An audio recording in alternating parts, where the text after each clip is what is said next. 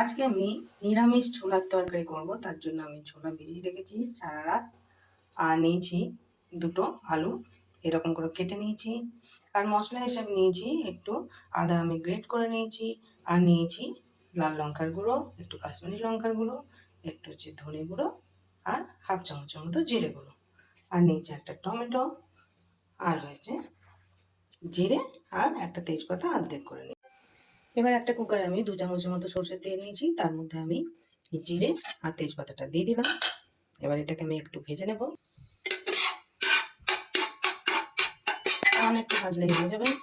এরপর আমি এর মধ্যে দিয়ে দেবো আলুগুলো। এবার এর মধ্যে দিয়ে দিলাম, আমি একটু ভেজে নেব। এর মধ্যে দিয়ে দিলাম স্বাদ অনুসারে নুন আর পরিমাণ মতো হলুদ। ভেজে নেব।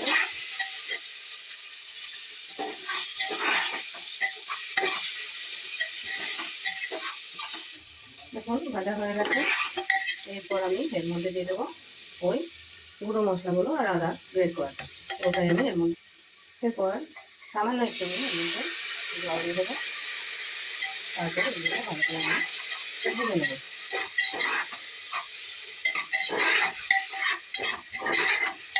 এরকম করে ভালো করে ভেজে নিতে হবে যতক্ষণ না কাঁচা গন্ধটা চলে যায়। একটা একটু জল দিয়ে দিয়ে এটা কষিয়ে নিতে হবে ভালো করে, যাতে কাঁচা গন্ধটা না থাকে। এই আলুটা দেওয়ার ফলে কী হবে, গ্রেভিটা একটু ভালো হবে। কারণ নিরামিষ তরকারি তো পাতলা পাতলা হয়ে যাবে, তাই আলুটা দিলে গ্রেভিটা একটু ঘন হবে। মশলার থেকে একদম কাঁচা গন্ধ উঠছে না, সেই সময় আমি টমেটোগুলোর মধ্যে টমেটোগুলোকে ভালো করে আমি ভেজে নেবো যতক্ষণ কাঁচা গন্ধটা চলে যায়।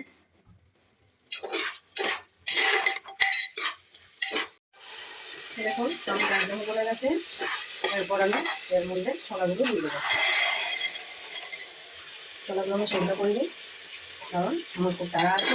এরকম করে করলে কিন্তু দারুণ টেস্টি হয়। একবার হলেও বলে প্লিজ ট্রাই করে দেখবেন এরকম করে।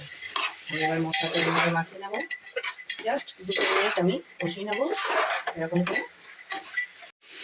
আমার 2-3 মিনিট কষানো হয়ে গেছে। এবার আমি এর মধ্যে জল অ্যাড করে দেবো, ঠিক যেন ছোলাটা ডুবে যায় সেইটুকুনি আমি জল দিলাম খালি। এবার এটা আমি 3টে সিটি এর মধ্যে দিয়ে দেবো। দেখুন কি সুন্দর হয়ে গেছে দেখতে, সব কিছু সেদ্ধও হয়ে গেছে।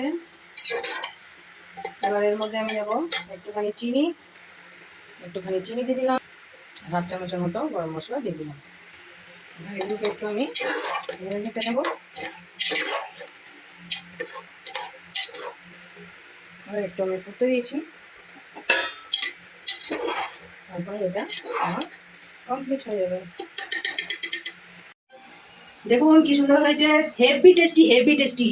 তার সঙ্গে এই লঙ্কা কুচিগুলো উপর থেকে আমি এইরকম করে ছড়িয়ে দিলাম।